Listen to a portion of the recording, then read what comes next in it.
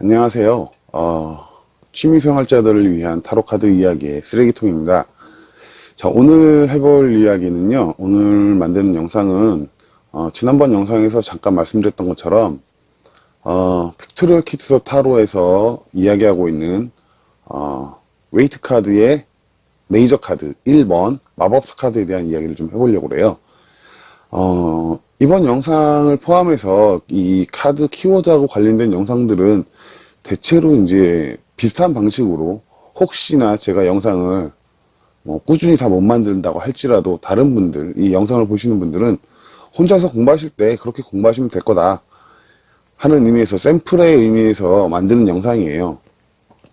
자, 우선 이 키워드 부분은 지금 어디에 설명이 되어 있냐면 물론 이제 파트 1에서도 일단 파트 1의 두 번째 챕터에서도 클래스 1의 The Trump Major Otherwise Greater Arcana 그리고 클래스 2의 The Four Shoot Otherwise Less Arcana 해가지고 메이저 카드하고 마이너 카드에 대한 간략한 그 설명이 되어 있어요. 이거 뭐냐면 The Veil and its Symbols 해가지고 파트 1이 그런 내용인데 뭐냐면 베일이라고 하는 게 이제 가리는 천이죠. 가려져 있는 것, 그리고 그것에 대한 어떤 상징. 그러니까, 메이저 카드와 마이너 카드에서 말하고 있는, 알려져 있는 상징성들에 대한 이야기가 파톤에서 나오고, 두 번째는 The Doctrine Behind the Veil. 이거는 뭐냐면, 베일 뒤에 감춰져 있는 독트린이니까 이거는 교의죠. 교리 혹은 뭐 전통 뭐 이런 거죠. 그래서 이 파트 2의 첫 번째 챕터가 The Tarot and Secret Tradition이에요. 트레디션이라는 것도 마찬가지로, 교의나 아니면 혹은 전통, 이런 것들. 비밀 교리 혹은 비밀의 전통, 이런 것들이죠. 타로하고 관련되어 있는 이런, 비밀스러운 전통에 관련된 이야기들을 간략하게 나오고, 두 번째 챕터에서 The Trump Major and Their Inner Symbolism 해가지고, 메이저 카드의 어떤 그 상징성에 대한 이야기들을 하고 있어요. 이 파트 2의 챕터 2에서 이제 메이저 카드하고 마이너 카드의 키워드하고, 카드에 대한 설명을 하고 있거든요. 이것을 보시면, 보시면은 이제 이 첫 번째로 이제, 매지션 그림이 나오고, 그 다음 페이지에는 이제 그 옆에 이제 이렇게 이 카드에 대한 설명이 나오거든요. 이 카드 그림에 대한 설명이에요. 보통 우리가 이제 제가 이전의 영상에서도 잠깐 말씀드렸던 것처럼 키워드 리딩이라고 하는 것과 이미지 리딩이 분리되어 있지 않다라고 말씀드리는 거는 상당히 많은 그런 다른 그 커뮤니티에 올라오는 글들을 보면 키워드로 읽는 것은 매뉴얼 리딩이고 그림으로 읽는 건 이미지 리딩이다. 이렇게 생각하시는 분들이 많은데 사실 그렇지 않다라는 거죠. 키워드 리딩을 한다는 거, 키워드를 이해하기 위해서는 이미지를 이해해야만 해요. 따라서 이미지 리딩과 키워드 리딩은 전혀 분리되어 있거나 독립되어 있는 것이 아니에요. 이미지를 이해해야만 키워드를 이해할 수 있다는 거죠.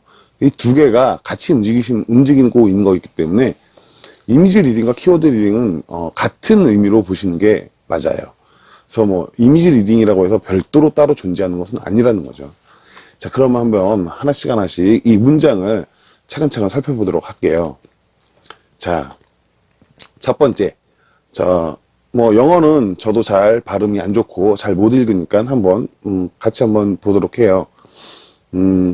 자, 첫 번째는, 이 카드에 그려진 사람은 마법사의 로브를 입고 있고 아주 젊어 보이고 그 모습은 신성 아폴론의 모습이다. 그리고 그 표정은 자신감이 넘치고 빛나는 눈을 하고 웃고 있다. 이런 식의 의미거든요. 밑에 이제 나와 있는 것들은 이제 현재 지금 국내에 국문판으로 번역되어 있는 픽토리얼 키트 타로의 번역판에서 번역하고 있는 내용이에요. 인터비에서 발매한 타로의 그림 설명서라는 책에 나와 있는 것은 마법사의 의복을 입고 있으며 신성한 아폴론의 얼굴을 가진 젊은이의 미소는 자신감으로 가득하고 그의 눈은 빛나고 있다. 그리고 2007년판 서적에는 자신을 찬 미소와 빛나는 눈을 가지고 신이 준 미남자의 용모로 로브를 입고 있는 젊은 모습의 마법사가 있다. 이렇게 설명을 해놨죠. 이 원문이랑 계속 비교해보라고 말씀드리는 이유는 이런 차이점 때문이에요. 자, 그리고 정현근 씨의 타로의 그림 열쇠 해석에는 뭐라고 되어 있냐면, 신성 아폴로의 용모를 가진 마법사의 겉옷을 입고 있는 젊은이가 자신감 있는 웃음과 빛나는 눈을 소유하고 있다. 소유하고 있다. 소유하고 있다. 예, 그렇죠. 해빙이라서 소유하고 있다라고 해석을 한 것 같아요. 자, 어쨌든, 자, 이런 식으로 되어 있다는 거죠. 자, 보시면은, 이 마법사 카드에 나와 있는 이 모습을 보고, 지금 여기 있는 이 사람이 가지고 있는, 표면적인 모습을 이야기하고 있어요. 이 사람은 마치 신성 아폴론의 모습을 하고 있는 것 같고, 얼굴 표정은, 예, 마치, 밝게 웃고 있고, 빛나는 눈을 하고 있고, 뭐 그런 거죠. 자, 그러면, 여기서 이제 신성 아폴론이 어떤 존재인지를 봐야 돼요. 자, 이거는, 위키피디아에서 아폴로에 대해서 검색을 하면 나오는 내용이에요. 자, 이걸 읽어보시면, 뭐, 여러 가지 내용들이 있죠. 자, 이 내용들을 읽어보시면은, 아시겠지만, 네, 여러 가지 이유로, 이 아폴론에 대한 그 신화적인 설명부터 어떤 능력치를 갖고 있다. 이런 것들을 알 수가 있겠죠. 이것을 통해서 우리가 어떤 것을 알 수 있느냐면,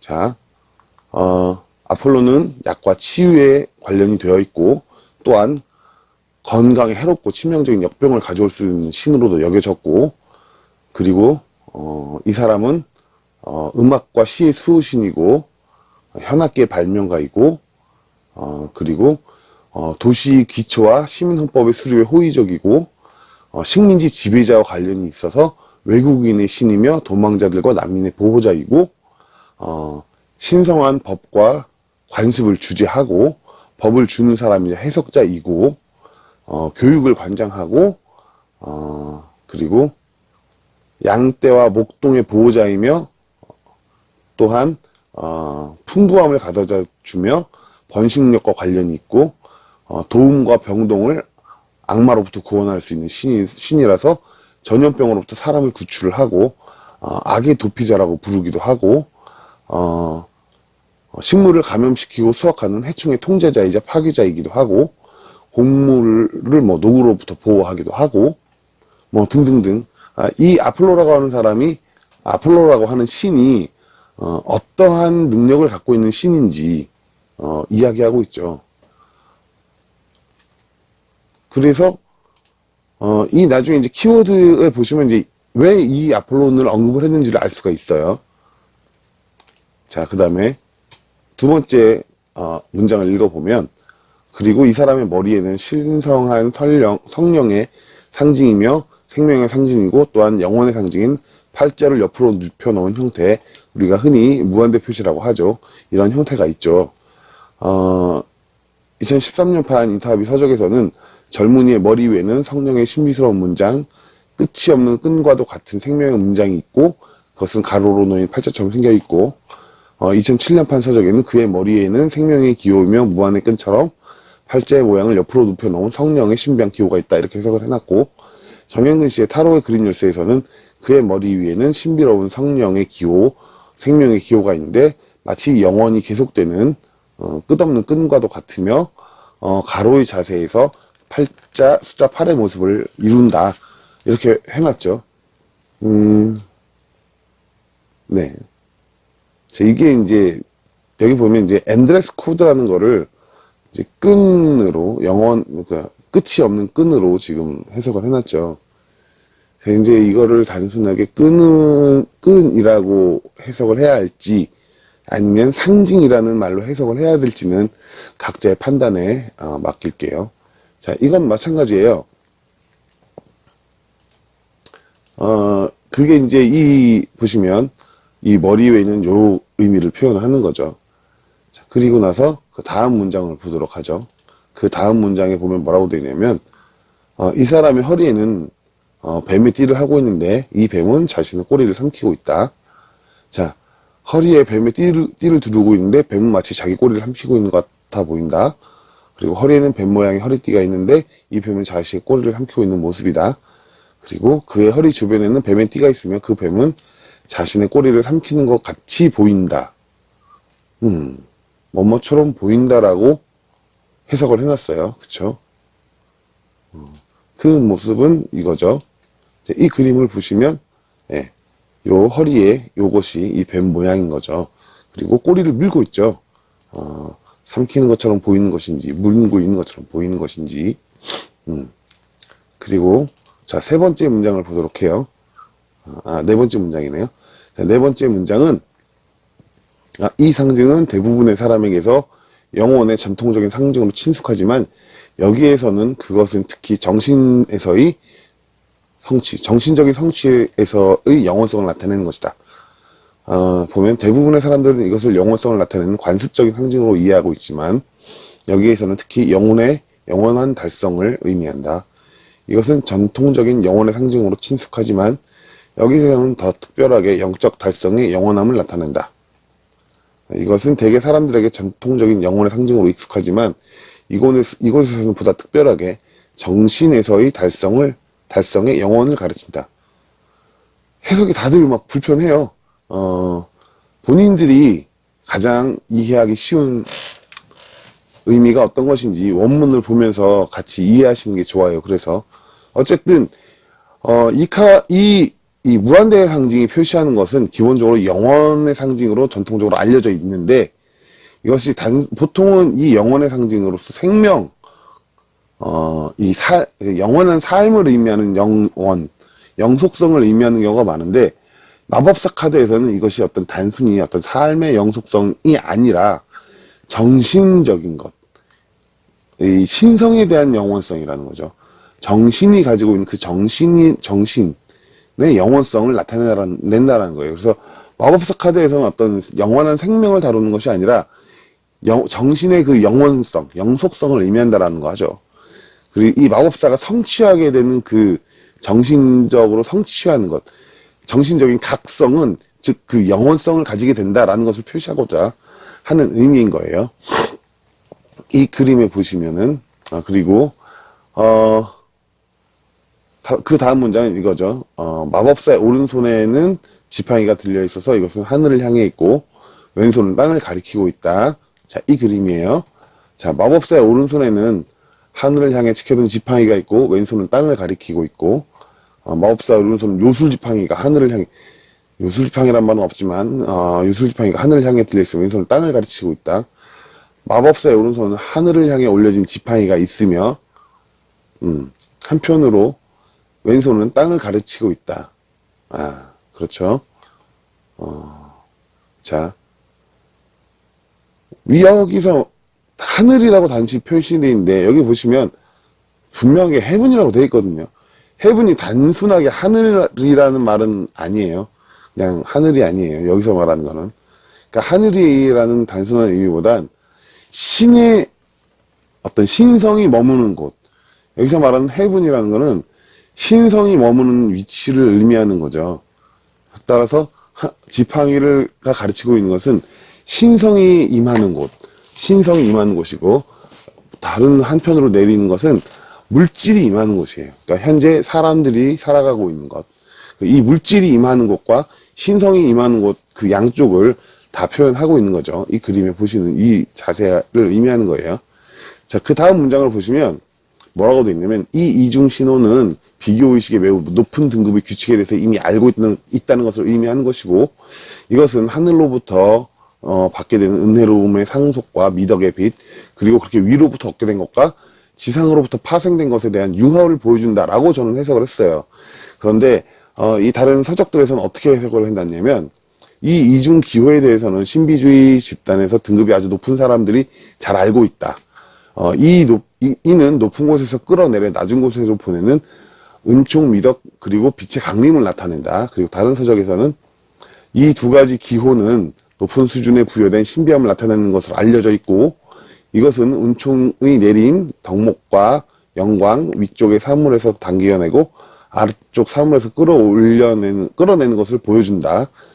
정현근 씨는 이러한 이중의 손짓은 설립된 비법들, 구체적으로 만들어지고 체계를 갖춘 비법들의 대단히 높은 단계에서는 이미 알려져 있다.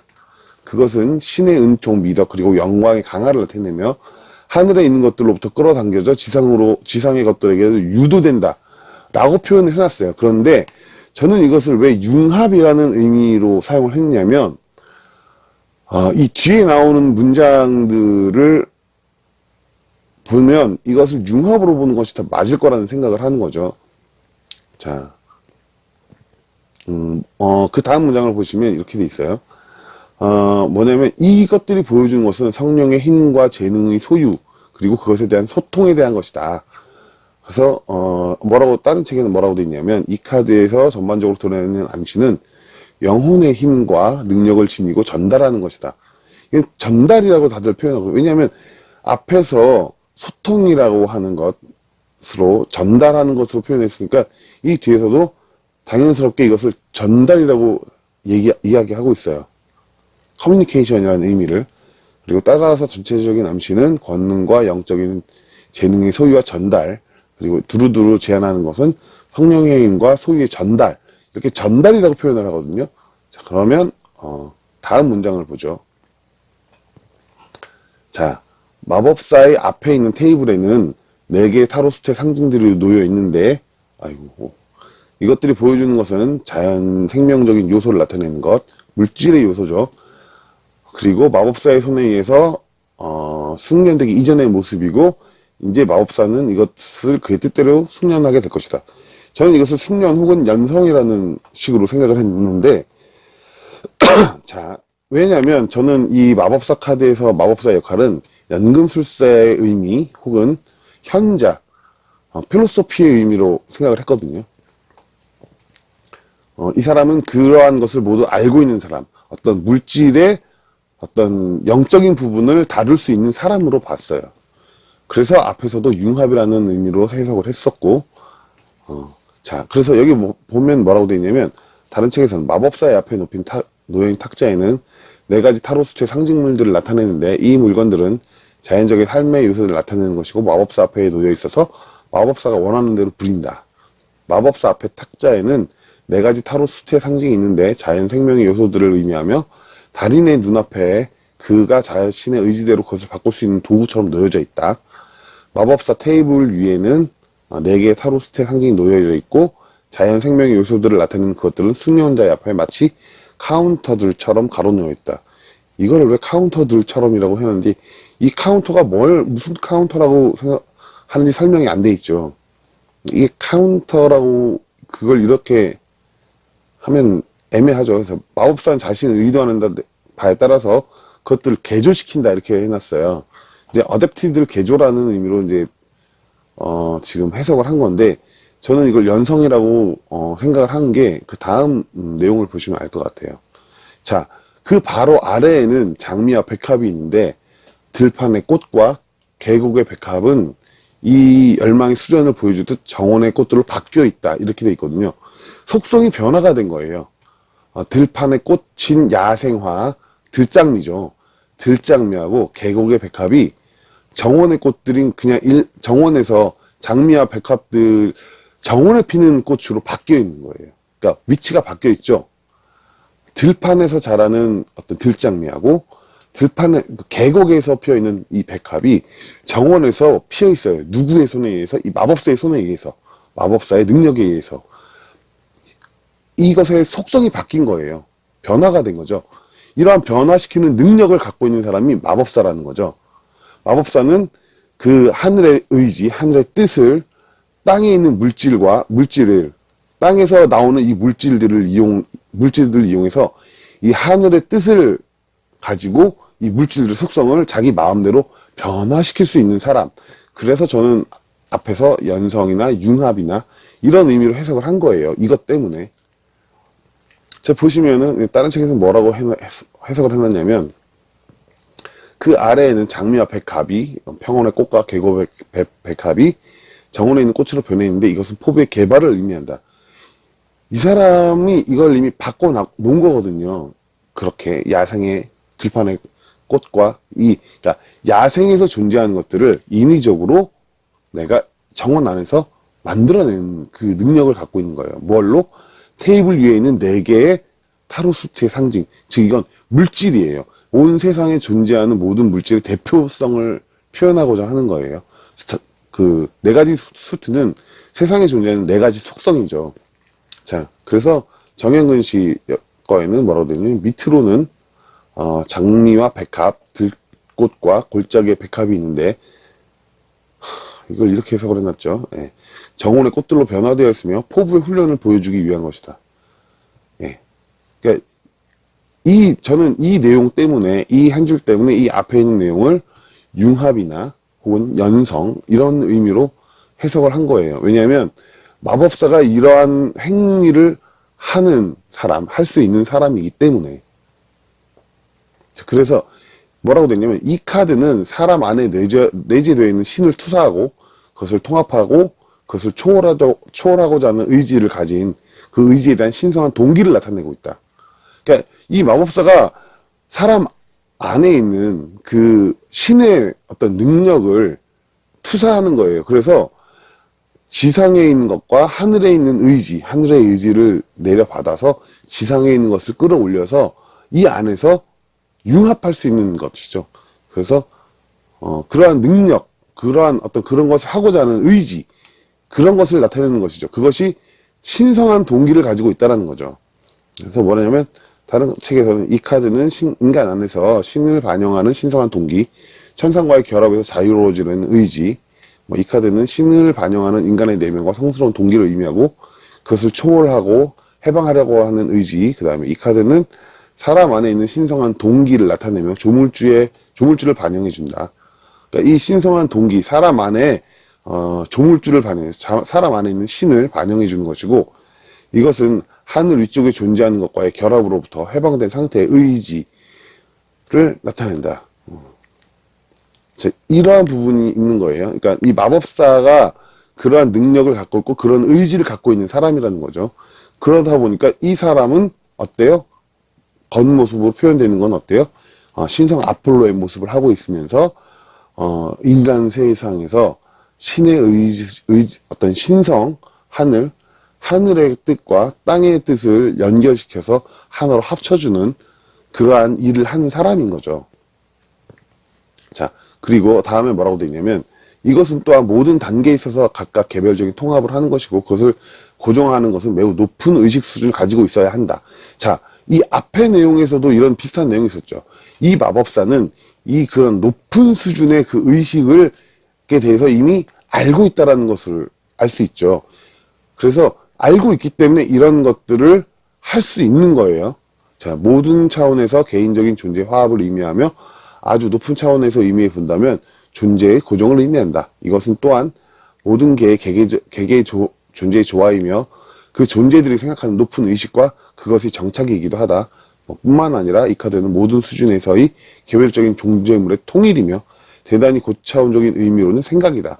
그것에 대해 확고하게 정해둔 해석을 이렇게 해놨죠. 어쨌든 원문을 그래서 같이 읽어보면서 물론 제가 해석한 거는 이게 뭐 딱히 맞았다고 할 수는 없어요. 이건 뭐 어차피 저도 이런 번역 프로그램을 이용해서 번역을 한 거니까. 하지만 기본적으로 이게 전체적인 설명이 일관성을 갖기 위해서는 이것들이 하나로 연결되어야 되는데 지금 이 나와 있는 이 해석들이 약간은 좀 따로 놀고 있는 그런 느낌이 들죠. 자, 그 다음 문장을 볼게요.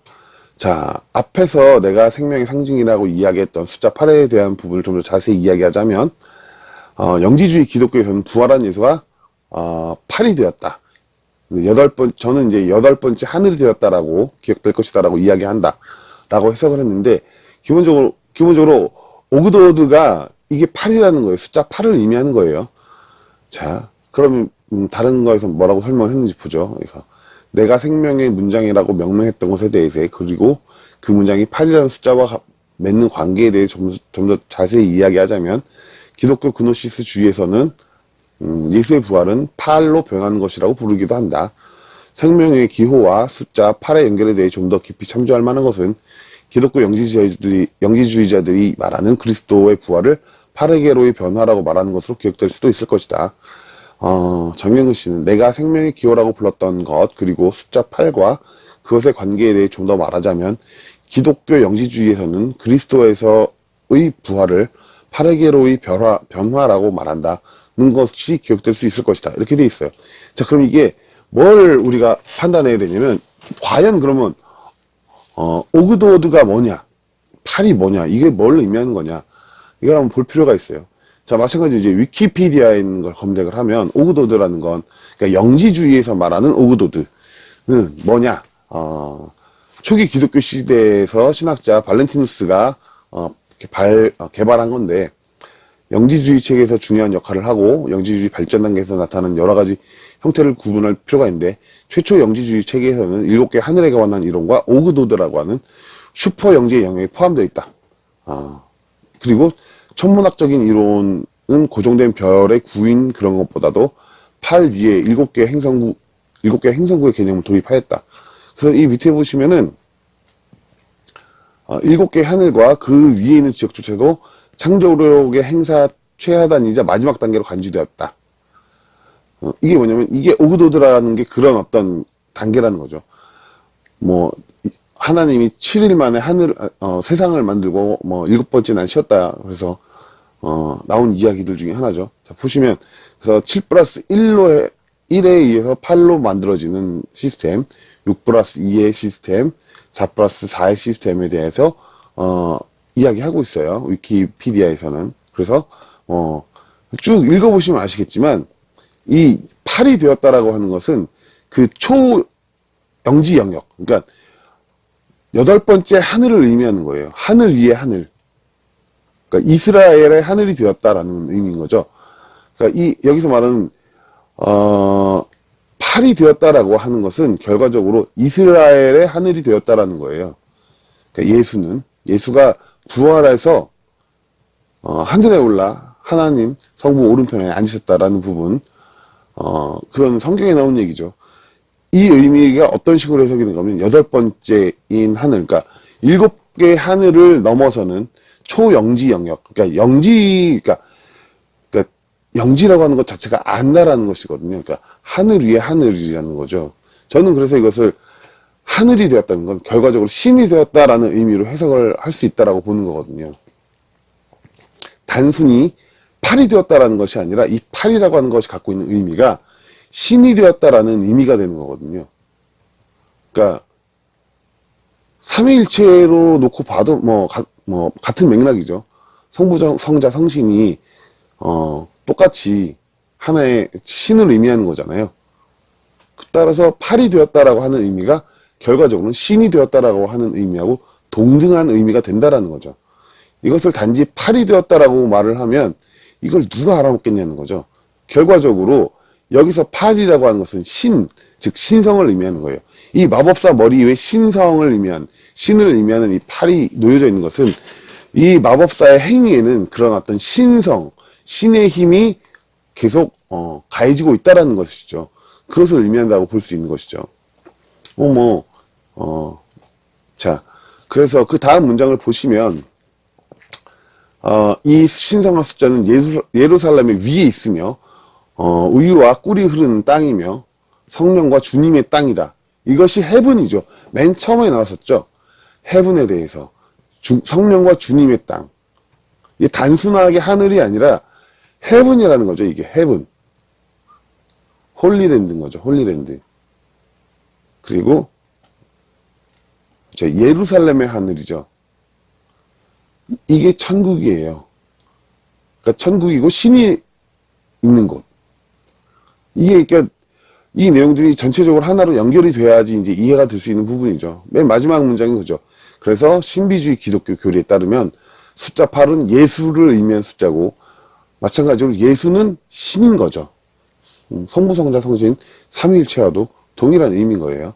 자, 여기까지가 이 마법사 카드를 설명하는 내용이어서 이거를 번역판 서적만 보고 나면은 도대체 얘가 무엇을 말하고자 하는 것인지 알 수가 없어요. 그래서 다른 카드들을 보시더라도 이 원문 서적을 읽으시면서 이 단어적으로 표현하고 있는 것들을 하나씩 확인해 보실 필요가 있어요. 자, 그리고 나서 이 키워드는 한참 뒤에 나와요. 어느 쪽에 나오냐면 파트 3에 파트 3의 챕터 3에서 나와요. 마이너 카드 다 지나고 나서. 자, 그래서 내용을 마저 보시면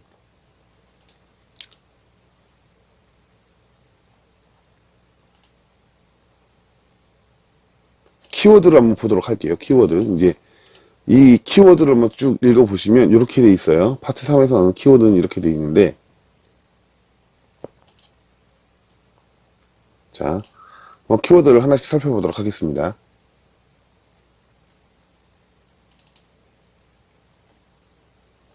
자, 스킬이라고 하는 것은 기능, 숙련, 솜씨, 문제가 되다, 이해하다. 스킬이라는 말에는 단순하게 어떤 기술적인 의미도 있지만, 이 스킬에는 어떤 이해한다라는 의미가 있어요. 계속해서 나온 이야기지만, 이 마법사는 신비주의 고위 어떤 그런 부분에 대해서 이미 알고 있다, 이해한다라는 말이 있죠. 그래서 그것을 이해하고 있기 때문에 그런 어떤 기술을 사용할 수 있는 거죠. 그러니까 이 이해라는 기능 말하고 기술이라는 말이 이 스킬이라는 말 안에는 같이 포함되어 있는 거예요. 그 다음에 디플로머시는 외교술, 외교기술. 이거는 뭐죠? 하늘의 의지와 땅에 있는 것들을 서로 연결시켜줘서 교류하고 융합시켜주는 역할을 하는 거죠. 그리고 어드레스, 주소라는 것도 마찬가지예요. 주소는 단순하게 어떤 우리가 흔히 말하는 그 주소뿐만이 아니라 말을 걸다, 제기하다, 말하는 태도, 자세, 그리고 어떤 것을 다루는 것, 어떤 이야기하는 것, 어떤 일을 착수하는 것, 그런 것들 모두 어드레스라는 말 안에 포함되어 있는 거죠. 특히 마법사 카드에서는 그럼 어떤 의미로 표현이 되는 것이냐? 이것은 자세하고 관련된 의미일 수도 있어요.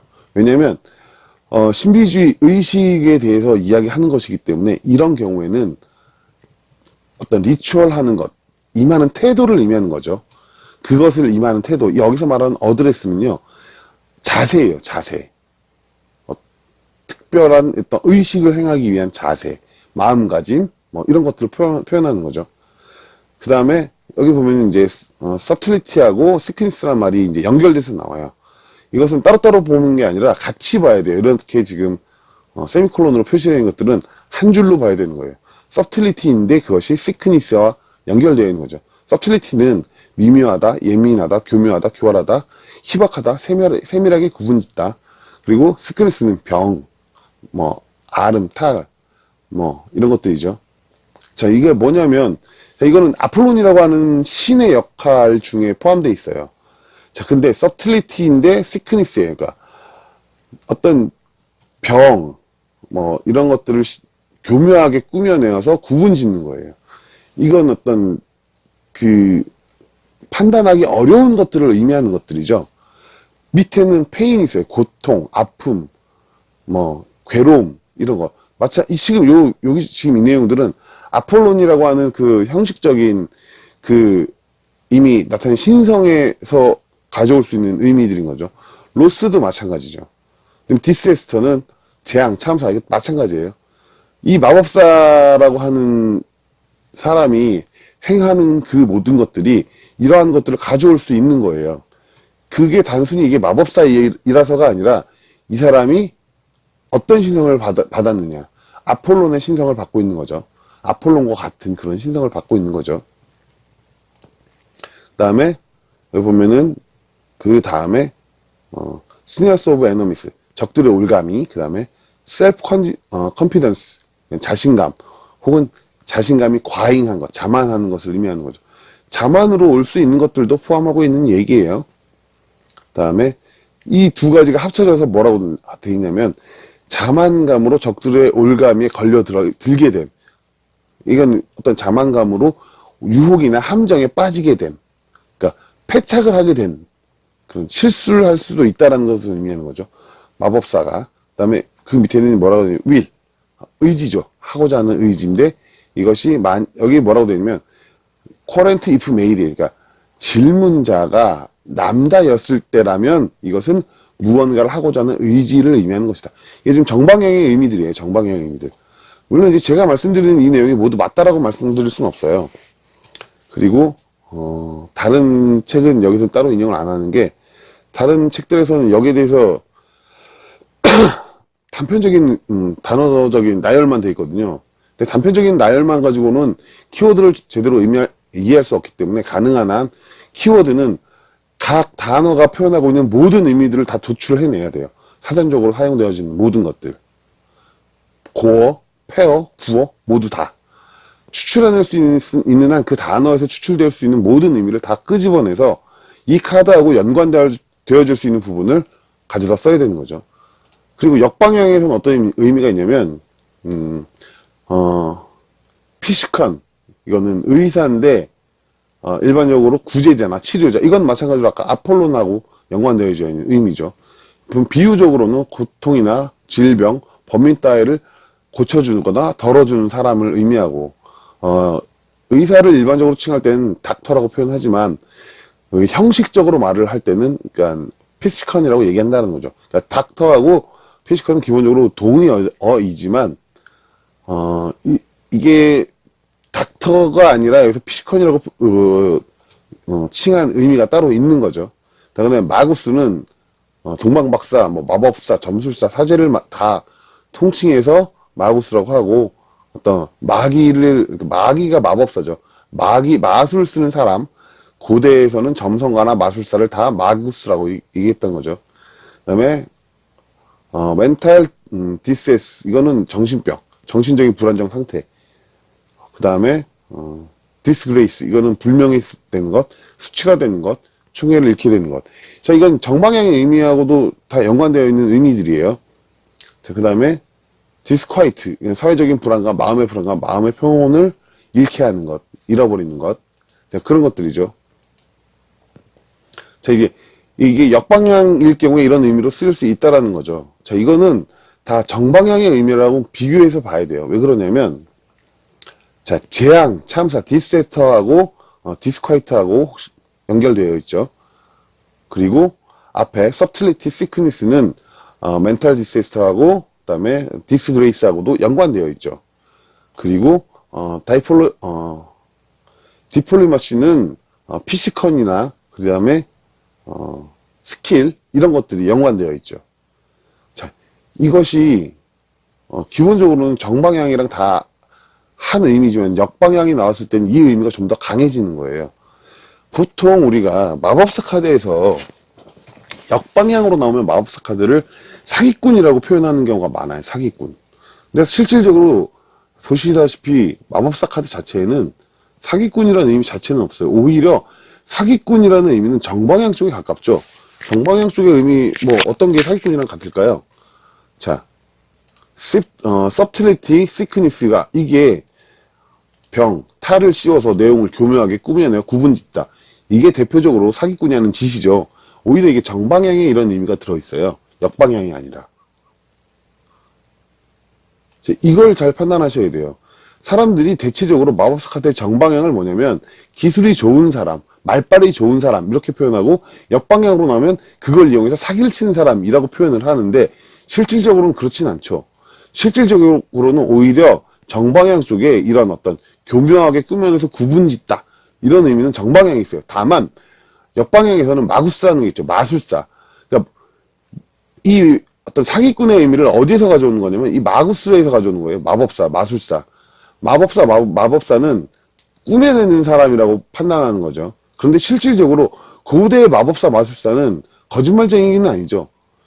현대에 들어서서 마법사, 마술사가 거짓말을, 사람을 현혹하는 사람처럼 표현되어 있긴 하지만, 실질적으로 마구스는 사람을 현혹하는 사람이 아니라 또 신을 대리하는 사람들을 마구스라고 표현을 한단 말이죠. 따라서 역방향에서 마법사 카드가 나왔을 때 이걸 사기꾼이라는 의미로 고정지어서 생각하는 건 좀 위험한 생각이에요. 그런 의미로 물론 생각할 수도 있긴 하죠. 경우에 따라선. 하지만 실질적으로 사기꾼이라는 의미를 마법사 카드에서 적용시키는 건 조금 위험한 발상이에요. 왜 그러냐면 기본적으로 마법사라고 하는 것, 그러니까 이 타로 카드에 있어서의 마법사는요, 신의 의사를 어떤 인간의 육체를 넘어서서 신에 필적하고자 하는 그런 의지를 가진 사람이에요. 내 안에 있는 신성을 개화시켜서. 그리고 지식적, 그노시스적으로는 이미 영성에 해당하는 부분을 많이 깨우친 그 지식은 갖고 있는 거예요. 어떤 들판의 꽃이나 뭐 야생의 백합을 정원에서 피어나게 만들 수 있을 정도의 능력을 갖고 있는 그런 실력을 갖고 있는 사람인 거죠. 자, 이 마법사 카드의 키워드는 일단 여기까지예요. 자, 이 마법사 카드를 보시면 아시겠지만 이후에 이제 이 다른 카드들에 대한 부분을 보실 때도 마찬가지라고 생각을 해요. 일단 간단하게만 일단 살펴본 거예요. 여러분들이 나중에라도 키워드를 공부를 하실 때 키워드하고 이미지 리딩은 서로 다른 것이다라고 판단하실 것 같은데 지금 보시는 것처럼 키워드하고 이미지 리딩은요 절대로 분리된 게 아니에요. 이미지하고 키워드하고 매칭이 되지 않는 키워드는 존재하지 않고요. 키워드하고 매칭이 되지 않는 이미지도 존재하지 않아요. 그것을 분리한다는 것 자체가 굉장히 그 위험한 발상인 거예요. 분리를 해서는 안 되는 거죠. 동일하게 가져가야 되는 거예요. 이미지가 곧 키워드고 키워드가 곧 이미지인 거예요. 타로 카드는 키워드로 시작해서 키워드로 끝난다라고 말씀드리는 것들은 이런 부분에서 기인하는 것들이거든요. 자, 오늘은 일단은 여기까지만 하겠습니다.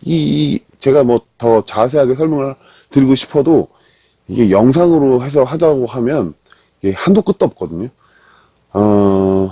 일단 간단하게만 이렇게 설명을 드린 거는 여러분들이 취미생활을 하면서 타로 카드를 공부를 하시다 보면 분명히 스스로 이것들을 공부를 하셔야 될 때가 와요. 그렇게 되면 그때는 영어를 겁내하시지 마시라는 거죠. 두려워하지 마시라는 거죠. 하시려고만 하면 얼마든지 여러분들도 하실 수 있는 거고, 그리고 인터넷에 너무나 사전들도 잘 돼 있고요. 문장 번역도 되게 자연스럽게 잘 돼 있어요. 이런 것들을 잘 활용하시다 보면 여러분들이 필요하다고 생각되어지는 그런 어떤 원문의 서적들 이런 것들을 보시는데도 아무런 불편함이 없으실 거라는 거죠. 자, 오늘은 메이저 카드, 마법사 카드에 대한 키워드를 간략하게 한번 살펴봤습니다. 그 다음 카드가 이제 여사제 카드죠. 여사제 카드도 간략하게 한번 자료를 만들어서 다음번에 한번 다뤄보도록 하고 오늘은 여기까지 하도록 하겠습니다. 긴 영상 보시느라고 고생 많으셨습니다.